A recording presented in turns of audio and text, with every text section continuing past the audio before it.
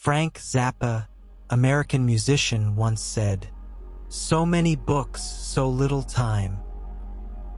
Frank Zappa's quote serves as a powerful reminder of life's fleeting nature and the vast world of knowledge waiting to be explored.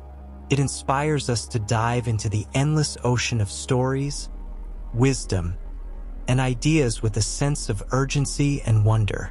Each book holds the potential to expand our horizons, ignite our imagination, and deepen our understanding of ourselves and the world around us.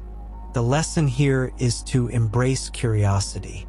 Don't wait for the perfect moment to read, learn, or explore new ideas. Time is limited, but the opportunity to grow through the pages of a book is infinite. In every story, there's a chance to live 1,000 lives, experience a spectrum of emotions, and discover endless possibilities.